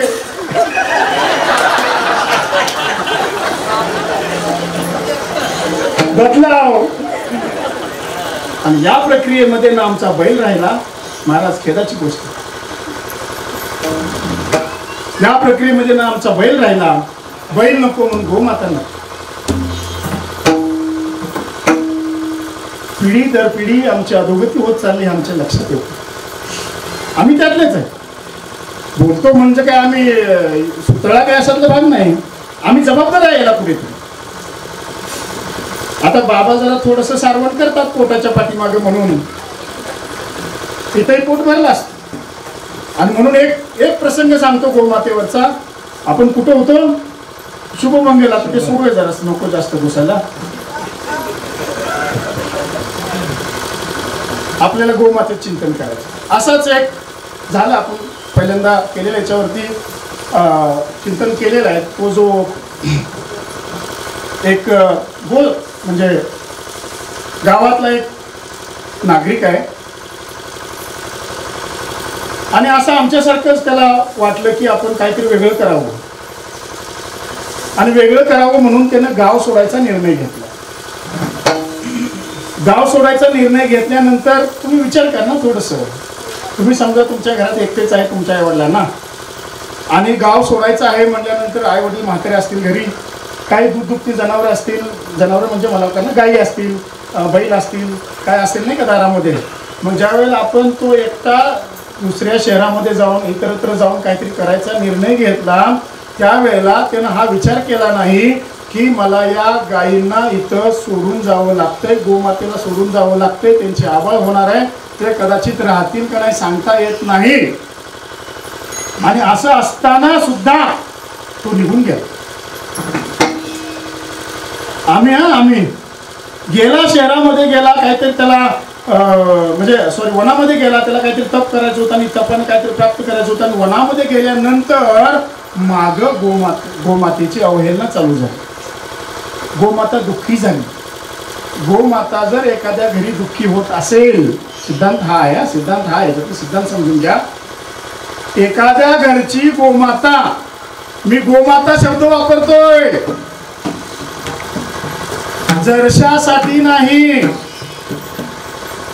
एखादी देशी गोमाता, देशी गाय आपल्या घरात असेल आणि जर ती दुःखी होत असेल काही कारणानं, तर त्याच्या मागच्या 100 पिढ्यातील पितरांना दोष लागतो.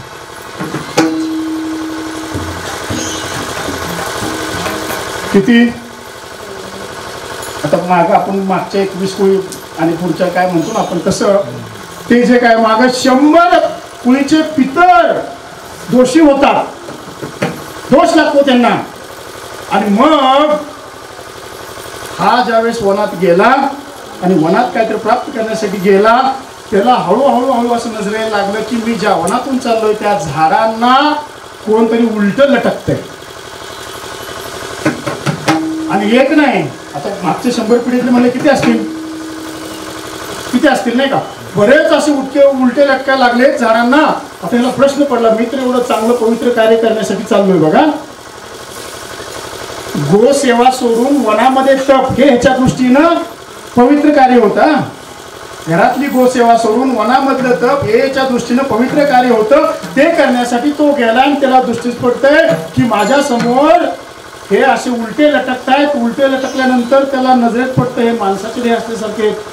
मग त्यांना विचारायला गेला, विचारल्यानंतर तेच बोलायला लागले, अरे कोण तो महामूर्ख आमच्या पुढच्या पिढीमध्ये जन्माला आलाय म्हणे, आणि त्यानं असं काहीतरी केलं की तो निघून गेलाय म्हणे वनामध्ये तपश्चर्या करायला, आणि त्याच्यामुळं घरामध्ये गोमाताची हालत व्हायला लागलेली आहे.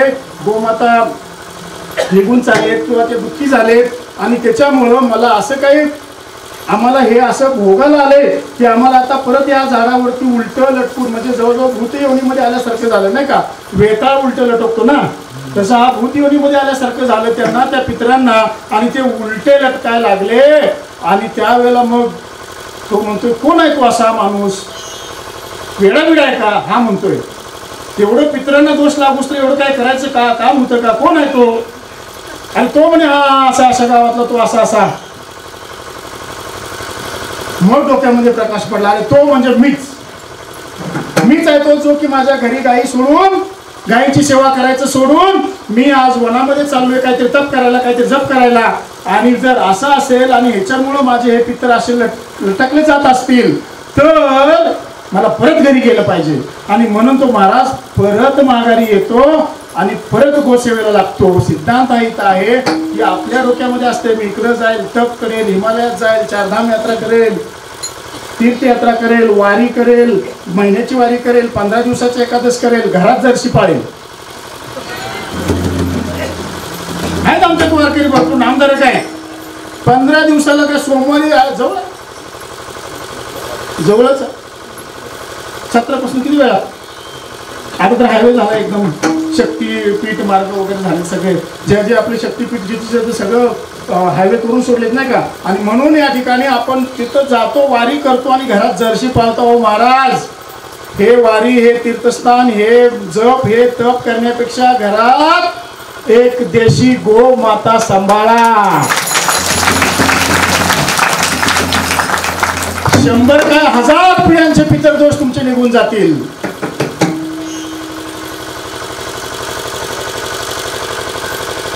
मग असं हे आम्हाला कोण सांगतं का? हे आम्हाला कोणी सांगत नाही. आमचा विकास झाला पाहिजे. आणि म्हणून सकाळी विषय घेतला होता बाबांचा नवरा डॉक्टरांनी, भौतिक प्रगती आणि आध्यात्मिक विकास. त्या आध्यात्मिक विकासामध्ये मागील परिहार पुढे नाही शीन. झाली या दर्शन एक वेळ कोणाचं? गो माने गुरु, गुरु माने गोमाता. झाली या दर्शन एक वेळा गोमातेचं आणि गुरुचं दर्शन एक वेळा झालं तर त्याच्यापेक्षा दर्शन वेगळं नाही. त्यातच मागील परिहार किती पिढी असू द्या पुढे नाही शीन. झाल्या दर्शन एक वेळा, झाल्या दर्शन एक वेळा,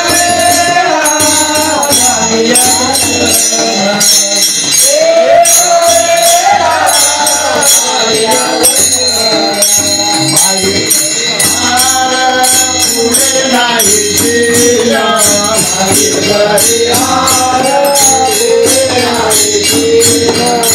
झाल्या दर्शन एक वेळा, झाल्या दर्शन एक वेळा, एक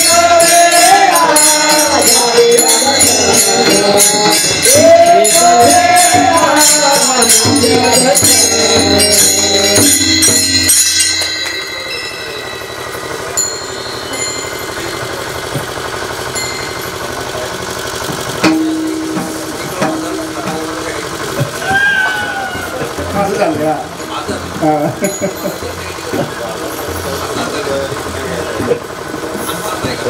असा अर्थ नाही, तसा अर्थ नाही. हा म्हणजे आता असं प्रमाण वाचलं संतांचं. हा काय ते सुका लागी करशी तळमळ तरी तू पंढरशी जाय. इथं बी एक वेळा इथं एक वेळा आहे.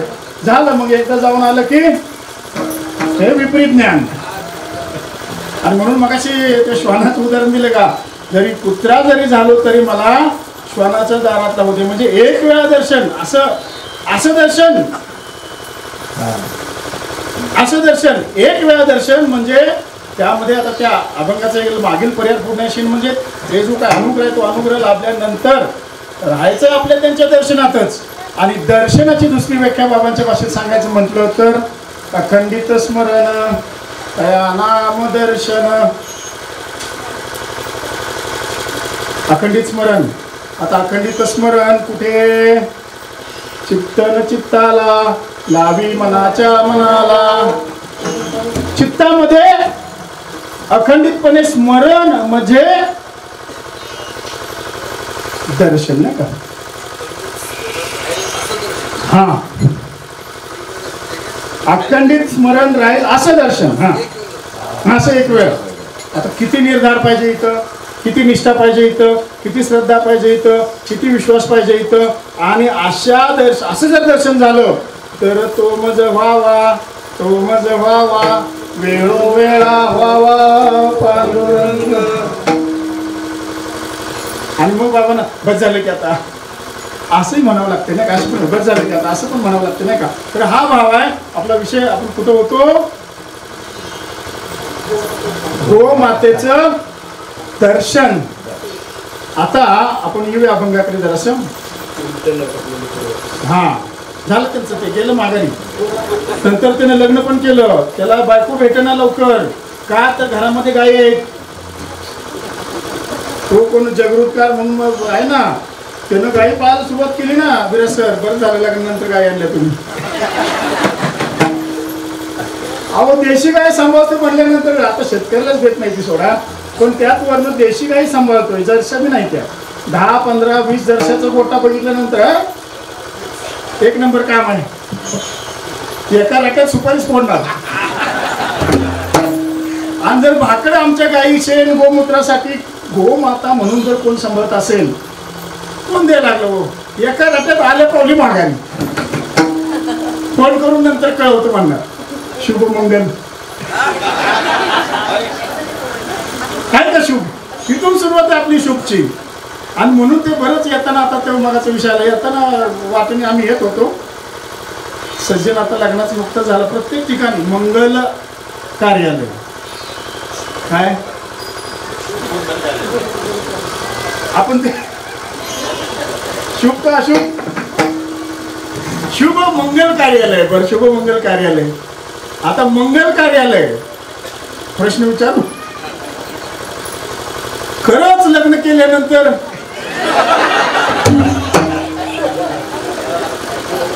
सर्व मंगल आहे ना?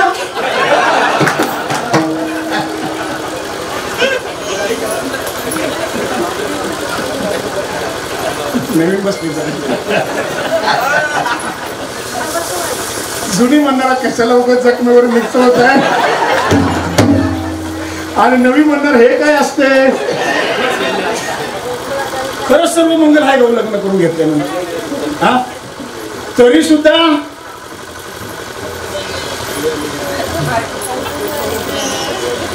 गोविंद बोलो हरी गोपाल गोविंद बोलो हरी गोपाल गोविंद हरे गोपाल गोविंद हरे गोपाल गोविंद बोलो हरि गोपाल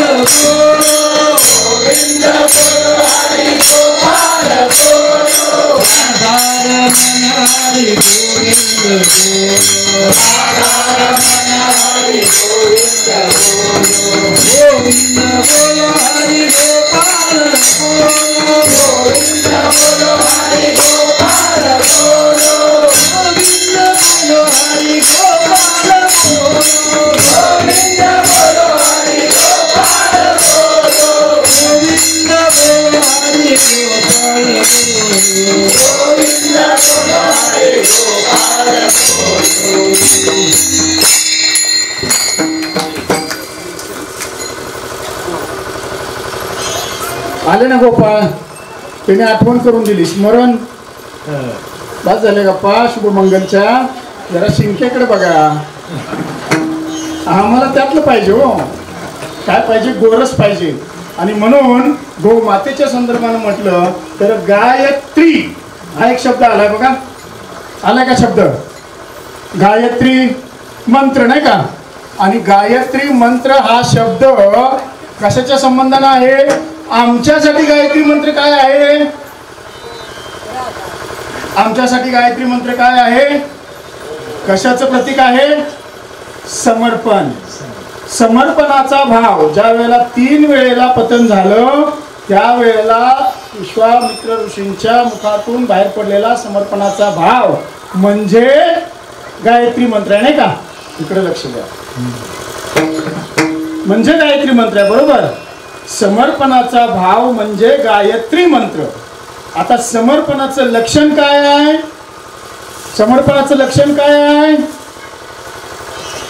जर सद्गुरूप्रती समर्पण असेल आणि सद्गुरूच्या कार्याप्रती समर्पण असेल तर समर्पणाचं लक्षण ध्यानात सद्गुरू, मनात सद्गुरू आणि कार्यात किंवा कृतीमध्ये सुद्धा सद्गुरू आहे. 3 सूत्र आहेत ना. ध्यानात आहे पण मनात नाही, मनात आहे पण ध्यानात नाही, असं होतं बऱ्याच वेळेला. आणि म्हणून समर्पणाचं लक्षण हे आहे की ध्यानात, मनात आणि कृतीमध्ये सद्गुरू. ध्यानात, मनात आणि कृतीमध्ये सद्गुरूंचं कार्य. तसं गायत्री याचा विचार केला तर ध्यानात गोमाता, मनात गोमाता आणि आमच्या सेवेमध्ये कृतीमध्ये सुद्धा गोमाता. ही गायत्री. ही गायत्री जर साधायची असेल तर ध्यान, मन आणि सेवा भाव ज्या ठिकाणी निर्माण होतो ते अंतकरण चतुष्टय आपलं शुद्ध असलं पाहिजे. आणि म्हणून अंतकरण चतुष्टय शुद्ध व्हायचं असेल तर आत्म्याला जे खाद्य ते पुरवलं पाहिजे. आणि आत्म्याला जे खाद्य ते पुरवलं तर आपल्याकडून चित्त शुद्ध होणारी कर्म होतात. चित्त शुद्ध होणारी कर्म सद्गुरू करून घ्यायला लागल्यानंतर आपलं चित्त जर शुद्ध झालं तर चित्तामध्ये अखंड स्मरण सद्गुरू कार्याचं असणार आहे. आणि त्यामुळं आत्मशोध, आत्मबोध, आत्मकल्याण आणि त्याच्यानंतरचा टप्पा जो आहे तो विश्वकल्याणाचा आहे बरोबर. मग आत्मशोध समजेल कदाचित होईल. मग असं म्हटलं भाऊ अवघड असं संत भेटी परिचय कोरोना केली काहीतरी तो करुणामय आहे नाही का, त्याने काहीतरी कृपा केली, संत भेट झाली, संताकडून समजलं, थोडंसं मुमुक्ष निर्माण झालं. मुमुक्ष निर्माण झाल्यानंतर काय होईल?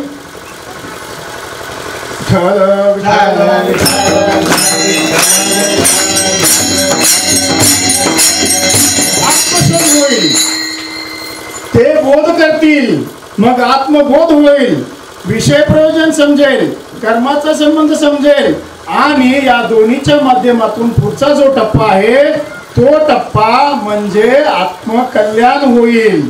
आत्मकल्याण होईल म्हणजेच चांगला विचार होईल. मात्र आत्मकल्याण या पातळीवर आल्यानंतर संतांनी, सद्गुरूंनी, बाबांनी सांगून ठेवले, आत्मकल्याण टप्प्यावर आल्यानंतर आता डेंजर झोन आहे. झालं आमचं काम, काय भेटलं आम्हाला नाम आणि झालं आमचं काम, असा भाव निर्माण होतो. ठेवून हात पुरवायला माता म्हणे झालं आमचं आता प्रबोध, आता आम्हाला काय पुढे जायची काही गरज नाही, सारखं सारखं सत्संगात जायची गरज नाही, वैष्णवमेळाला जायची काही गरज नाही, झालं आमचं प्रबोध, भेटले आम्हाला सगळं, आमचा मागील परिहार पुढे शीन झाला, निघून गेला म्हणे, आता कर्माची बाधा आम्हाला होणार नाही म्हणे. कशामुळं? हा, कशामुळं? झालं आमचं काम, झालं आमचं काम, नाही का? आणि त्यासाठी आत्मकल्याण हा डेंजर झोन आहे. इथून माग घसरण्याची शक्यता असते. लक्ष द्या इकडं. आत्मकल्याण स्थितीवर आल्यानंतर तिथून योग्य मार्गदर्शन जर नाही भेटलं तर माग घसरण्याची शक्यता असते, तिथंच कुजण्याची शक्यता असते. पाणी जर एका ठिकाणी थांबलं तर डबकं झालं आणि ते जर प्रवाहित राहिलं तर ती गंगा झाली. आणि गंगा किती जरी सागराला मिळाली, किती जरी सागराला मिळवणी मिळतची असे, गंगा सागर अशी ती जमत नाही भाऊ, ती थकत नाही भाऊ, तिला सागराला मिळण्याची ओढ कायम असते, नाही का? आणि म्हणून या ठिकाणी मुद्दा काय आपला की वाहत राहिलं पाहिजे, गंगेसारखं राहिलं पाहिजे. आत्मकल्याण स्थितीवरून पुढं माझा नेमकी दिशा काय असायला पाहिजे याचं मार्गदर्शन आपल्याला भेटलं पाहिजे. आणि ते मार्गदर्शन आध्यात्मिक विज्ञानात श्रेष्ठ परंपरेतून आलेले गुरु हा संत कुळीचा राजा, गुरु हा प्राण विसावा माझा, गुरु वैराग्याचे मूळ, गुरु परब्रह्म केवळ, अशा महात्म्याची जर भेट झाली तर ती आम्हाला आत्मकल्याण स्थितीवर स्थिर करून तिथून पुढचा मार्ग दाखवतात. तो म्हणजे विश्वकल्याणाचा, तो म्हणजे निर्धारित कर्माचा. निर्धारित कर्म करण्याची भावना जागृत होण्यासाठी हे 3 टप्पे पार करून आलं पाहिजे. हे 3 टप्पे पार करून येण्यासाठी सत्व तम रज याची बाधा नाही झाली पाहिजे. हे 3 टप्पे पार करून येण्यासाठी प्रारब्ध क्रियामान संचित याची बाधा नाही झाली पाहिजे. आणि म्हणून संतांच्या प्रमाणात सांगायचं म्हटलं तर सत्व तम रज बाधा, सत्व रज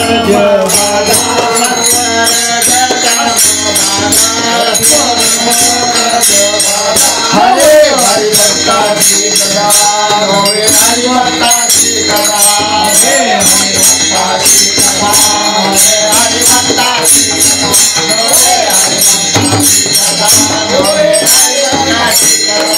भारत संचित क्रियामान, भारत संचित क्रियामान, भारत संचित क्रियामान, भारत संचित क्रियामान, भक्त संचित नारी गान, भक्त संचित नारी गान, भक्त संचित नारी गान, भक्त संचित नारी गान, भक्त संचित नारी गान, सर्वोत्तम राज्य त्याची बाधा हरिभक्ताला होत नाही. प्रारब्ध, संचित आणि क्रियामान गुरुभक्ताला नाही आहे, नाही का? हे 3 अति घन आहेत. प्रारब्ध सजासजी इकडे येऊ देत नाही. आलं तर भाव शुद्ध झाला नसेल, भाव भगवत भाव झाला नसेल तर संचित तयार झाल्याशिवाय राहणार नाही. आणि म्हणून क्रियामान करत असताना भगवत भाव असला पाहिजे. भगवत भाव नसेल तर संचित झाल्याशिवाय राहणार नाही. म्हणून तिन्ही सुद्धा एकदम अजय अजय अजय अजय आहे. सत्वोत्तम तिन्ही गुण अजय उत्तम नाचवतो. अहंकार तमाचं लक्ष नाही, मी केलं तर होणार आहे, माझ्यामुळे होणार नाही, जे केलं ते मला सुचलं, रजोगुणाचं लक्ष नाही. आणि सत्विक अहंकार पण बाबांनी सांगितलंय नाही का, सत्वगुण या तिघांच्या वर जायचं आहे आणि या तिघांच्या पलीकडे निर्धारित आहे. प्रभू श्री रामचंद्राच्या जन्मामध्ये, भगवान श्रीकृष्णाच्या जन्मामध्ये, त्यांच्या जन्मामध्ये सुद्धा असं भावनिक होण्याचे प्रसंग भरपूर आले असतील नाही का. आम्हाला वेळ नाही, आम्हाला जमणार नाही, भावनिक होतो माणूस आणि त्या गुणामुळे भावनिक होतो. आता त्या गुणांच्या ह्याच्यामध्ये आपल्याला गेलं तर वेळ नाही महाराज, आपण शॉर्टमध्ये घेऊया. हे 3 गुण अतिघन आहेत, अजय आहेत आणि म्हणून गुणातीत सद्गुरु महात्म्याला शरण गेल्यानंतर आपणासारिखे करीती तत्काळ नाही काळ वेळ तया लागे. सद्गुरु वाचून सापडण्यास सोय धरावे ते पाय आधी आधी तुका म्हणे कैसे गेले विसरोनी खरा देवा. म्हणून खरा देव त्या तिघांच्या वर आहे, तो जबाबदारी घेतो. अरे बाबा या शिंक्यामध्ये जे आहे ना ते हे सद्गुरु कार्य आहे, हा सद्गुरु प्रसाद आहे, हा हरिनामाचा खिचडी काल आहे, हा अनंतनामाचा काल आहे, हे निर्धारित कर्माचा काल आहे, हा धर्माच्या कार्याचा काल आहे, हा आत्मकल्याण स्थितीनंतर विश्व कल्याण कार्याचा काल आहे. हा सजासजी पार होत नाही, यासाठी तिघांना पार करून गेलं पाहिजे. जो तिघांना पार करून जाणार आहे तो गुणातीत सद्गुरु महात्मा.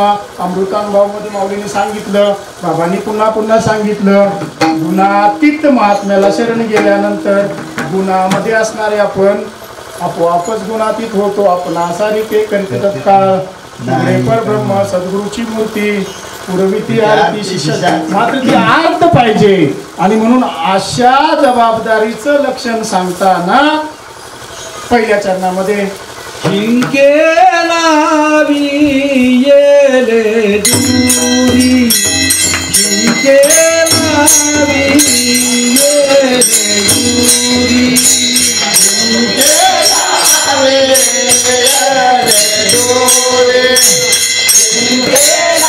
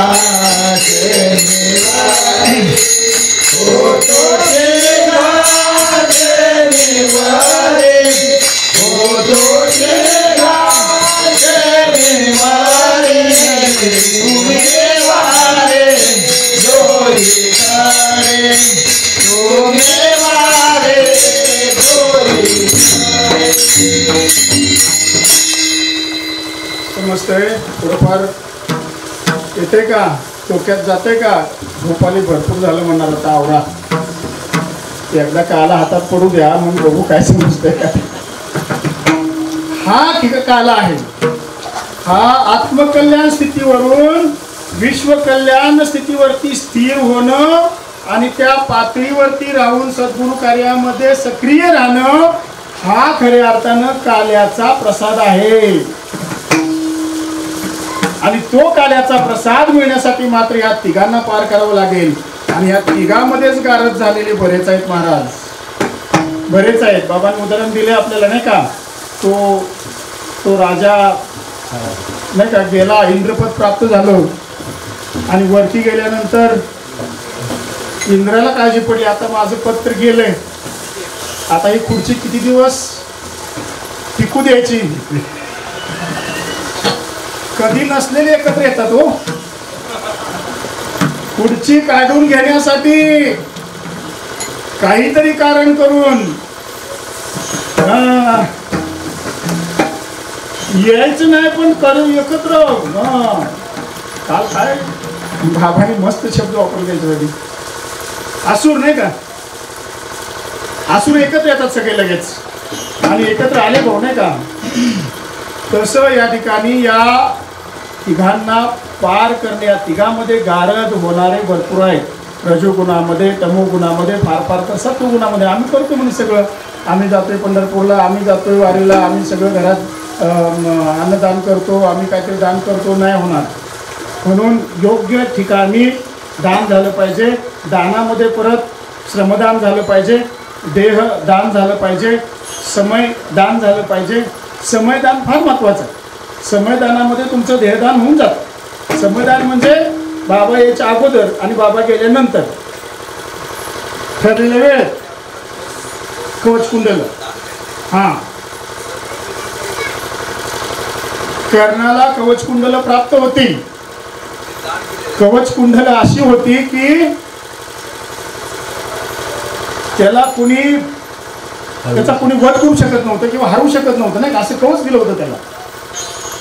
पण त्यानं ते नंतर ज्यावेळेस तो काढून घ्यायचा प्रसंग आला त्यावेळेला त्यानं अगदी ते दान केलं. आणि दान जर केलं नसतं तर कवचकुंडल राहिली असती तर तो मरू शकला नसता, अजय झाला असता, पांडव जीव सांगता येत नाही का पुढचं. मात्र दान केल्यामुळं मेला. मग ते जे दान केलं ते दान सत्पात्री दान होतं का?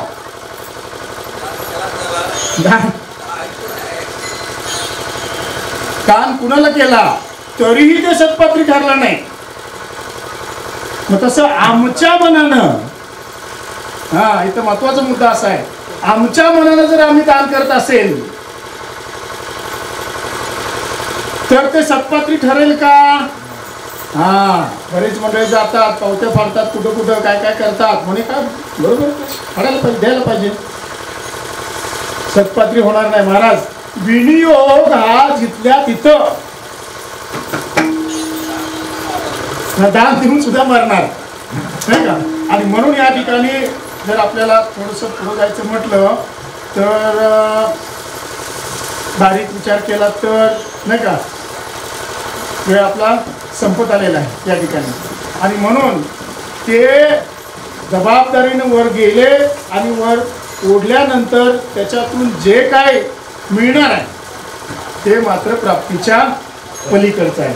ज्याच्यासाठी आपण आलोय तो गोरस, हा तो गोरस त्याच्यामध्ये आहे, ते गो अमृत त्याच्यामध्ये आहे. ते गो अमृत मात्र आपल्याला मिळणार आहे. आता अमृत मिळणार आहे म्हटल्यानंतर झोपून चालेल का? अमृत मिळणार आहे म्हटल्यानंतर पेंगून चालेल का? अमृत मिळणार आहे म्हटल्यानंतर मंडपाच्या बाहेर उभं राहून चालेल का? अमृत मिळणार आहे म्हटल्यानंतर लांब कोपऱ्यात बसून चालेल का? ज्या ठिकाणी तो गोरस बरसणार आहे तिथं मात्र दोन्हीकडे आपलं तोंड उघडून पसरून म्हटलंय, पसरून. आता इथं काय आहे, त्यांना काहीतरी दान द्यायचं आहे, गोरसाचं दान द्यायचं आहे. मग आपली कुक्षी ओपन पाहिजे ना, म्हणून पदर पसरून घेतो नाही का आपण दान. द्या महाराज द्या. आपला भाव आहे का वाचा, सद्गुरू आपल्याला दान देत असतात त्यावेळेला आपण कसं बसतो, कसं ऐकतो, कसं ग्रहण करतो, कोणत्या भावात ग्रहण करतो, कोणत्या सत्तेवर राहून ग्रहण करतो. मुख पसरवणी याचा अर्थ काय, याचं लक्षण काय आहे? आत्यंतिक प्रेमभावातून बाबा हे शब्द केवळ माझ्यासाठीच येत आहेत. त्या चिमणीला कधी भरवताना बघितलं? घरट्यामध्ये ज्यावेळेस ती चिमणी दूर काहीतरी गोळा करून आणत असते आणि त्यावेळेस त्या पिल्लानं भरवत असते त्यावेळेला ती पिलं चोच मिटून भरवत अशी करतात का पिलं? बघा हे अशी असं एवढं वाचून आणि मग ते थोडं थोडं थोडं थोडं सगळ्यांना एकाला चालेल करत गेलं नाही. ती चुचीत असताना तिची तुकडं करते, बरोबर ते 2-3 असताना त्यांना पुरवते. कधी निरीक्षण करा घरट्यामध्ये. आणि मग जाणार निघून परत काहीतरी घेऊन येणार. परत बसलेले असतात की नाही त्यांना लगेच चावून लागते. आले आले म्हणजे ती रिकामी नाही आहे. त्याची प्रेम पाना,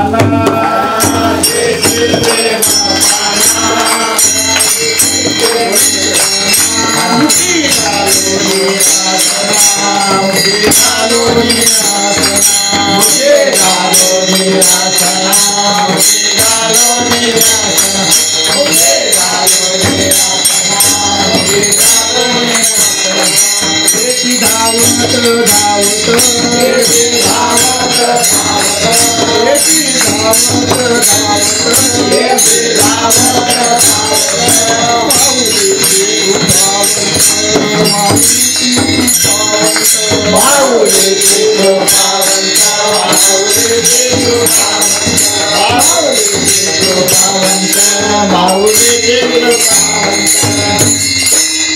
इवे ना गो मातेकडे कशी येते ती बघितली संध्याकाळी कधी अहो हायच नाही तर बघणार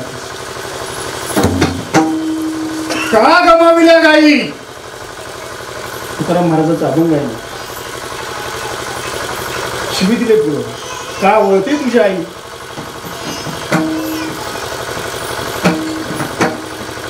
तुमचा चेहरा लक्षात नाही पण म्हटलं घ्यायचं का पण ते नको म्हटलं का गमाविल्या आता इथं कमाविल्या नाही आहे गाई कमावणं चला वळू गाई जेवू बैसू एके ठाई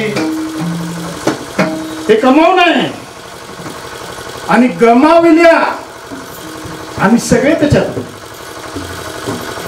आम्ही गोमाता कमवल्या का गमावले बोला कमवले ना मग आता काय काय कमवताय आता कमवण्यातून प्राप्त काय काय होत आहे बीपी डायबिटीस कॅन्सर काय काय प्राप्त होते पुढची पिढी नपुसक पुढची पिढी अराजक लवकर वयात येणं चांगलं लक्षण आहे काय बघतो आपण हे डॉक्टर लोक सांगतात मुंबईमधल्या गल्लीमध्ये काय चाललेलं असतं ते पिक्चर मुलांना अजिबात भान उरलेलं नाही आजकाल कशाचं लक्षण आहे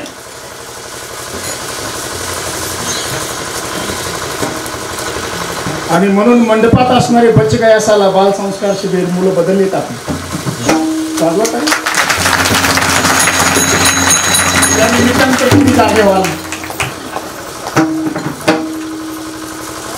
बदलले ना एकच संस्कार शिबिर झाले पुढे आम्हाला जमलं नाही म्हणा तर आम्ही केलं नाही म्हणा भरपूर व्याप आहेत ना एकच नाही तेवढं पुढं असं झालं कुठल्या तरी भक्ताला म्हणजे थोडस वाटलं की असं जमत नाही ना मग असं करा की हा 3-4 दिवसाचा मेळावा आहे ह्याच्यात मुलांना का बरं येऊ शकत नाही तिथे हे संस्कार चालू आहे ना या संस्कारामध्ये मुलं आली मुलांनी सहभाग घेतला मुलं हरिपाठात नाचली मुलं दिंडीमध्ये नाचली मुलं प्रवचनात बसली मुलं प्रवचनाला बसली आणि काल तर मुलांनी कीर्तन केलं बदलाव कशाचा परिणाम आहे दुसरं चरण तुम्ही वारे दोहीकडे तुम्ही वारे दोहीकडे हो तुम्ही वारे दोहीकडे तुम्ही वारे दोहीकडे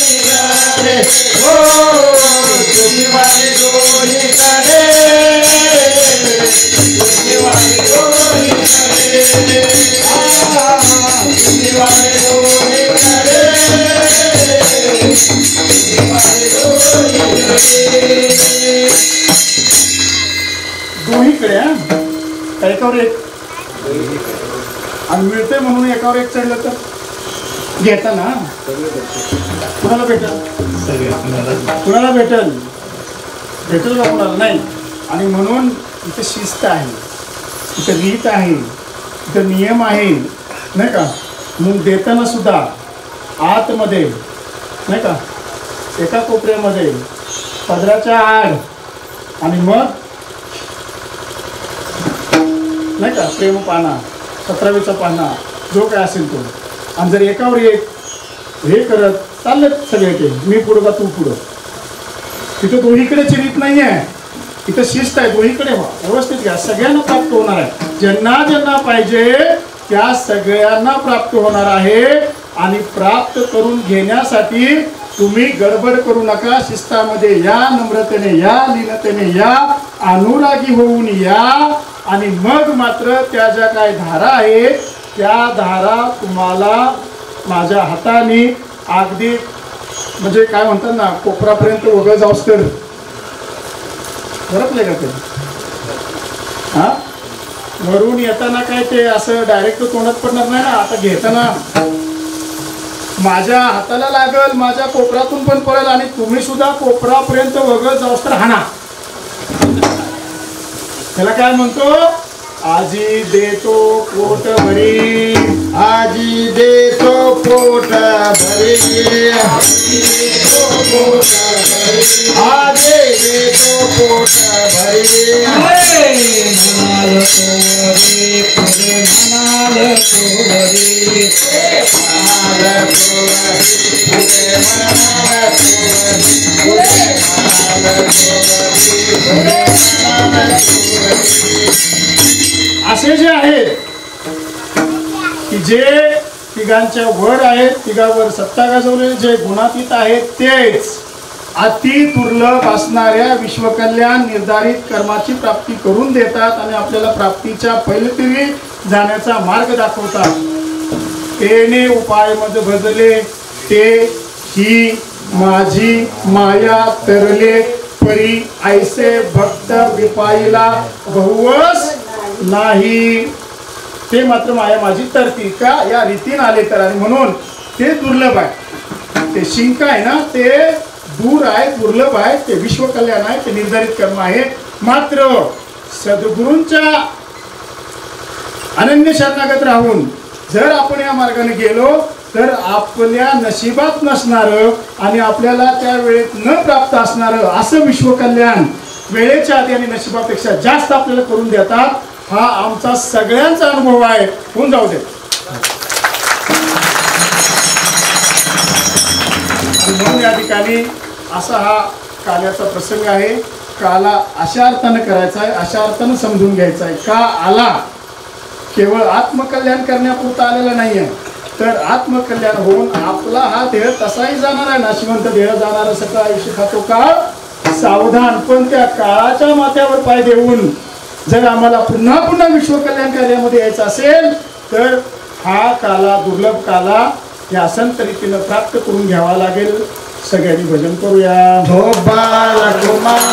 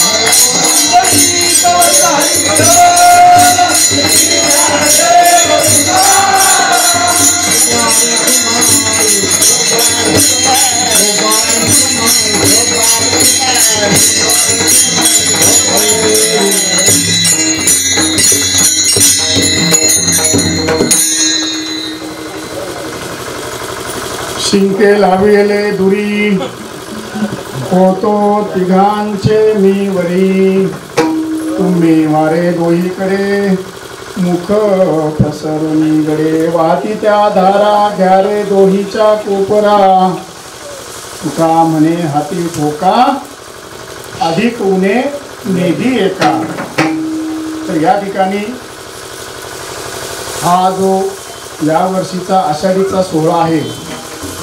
हा सोहळा बाबांच्या संकल्पनेतून, बाबांच्या प्रेरणेतून, श्रीपाद बाबांच्या कृपाशीर्वादाने या ठिकाणी उभा राहत असलेली जे आपण गमावले ते पुन्हा कमवण्यासाठीचा संस्कार या समाजामध्ये व्हावा, या परिसरामध्ये व्हावा, त्या माध्यमातून आपोआपच विश्वकल्याण साधणार आहे. म्हणून कमविणे म्हणजे एका गाईच्या 1000 गाई झाल्या पाहिजे, मग तुला आपोआपच ब्रह्मज्ञान होईल. आम्ही करतो ब्रह्मज्ञानाच्या गोष्टी, पण या रीतीने अजून कुठे ब्रह्मज्ञान प्राप्त करण्याचा प्रयत्न करूया ना. हा सोपं तेवढं पाहिजे सगळं. हे हरी पलगावरी येतात बाबा, आणतायत तेच तुळशी माळ, तेच व्यवस्था करतायत बसायची, आणि मग काय मोकळ्या हाताने गेलं तर चालतंय. खाऊन खाऊन चालतंय. अनुग्रह त्यांचाच, प्रबोधाचं तूप पण त्यांचंच, प्रबोधांची कृपा पण त्यांचीच. आम्ही मात्र खाऊन काला प्राप्त होणार नाही, काहीही कमवलं जाणार नाही, सगळं गमवणार आहे आपण. आणि म्हणून काय कमवायचं असेल तर या ठिकाणी या परिसरातील मंडळींनी किमान हे कमवण्याचं साधन, हे श्रेय, हे पुण्य, हे विश्वकल्याण कमवण्याचं साधन, आणि किंबहुना परत परत आपण साधन म्हणून विश्वकल्याणाच्या कार्यात, धर्माच्या कार्यात जर परत परत अवतार घेण्याच्या प्रक्रियेमध्ये घेही नमी जन्म याच्यासाठी देवा तुझी चरण सेवा साधावया यायचं असेल, असं आस असेल, असे ध्यास असेल, तर सर्वांनी तनमन धनाने या वास्तूमध्ये निर्माण होणाऱ्या गोरसाचा काला इथून पुढे घेत राहायचं आहे. हा एका दिवसाचा काला करून जमणार नाही, आणि संपणारही नाही आहे, आणि संपलेलं नाही आहे, आणि संपत नाही. नाहीतर द्वापर युगामध्ये संपायला पाहिजे होता अधर्म, त्या त्रेतायुगामध्ये अधर्म संपायला पाहिजे होता, नाही संपत ना. आणि म्हणून तुमच्यासारख्या धर्मवीरांच्या या ठिकाणी गरज. जास्त वेळ नाही घेता या ठिकाणी झालेली सेवा आपण काल्याच्या पुढच्या प्रसंगाकडे जाऊया. आणि मी विनंती करतो काल्याचा अभंग घेऊन ज्ञानेश्वर माऊली घेतो. ज्ञानेश्वर माऊली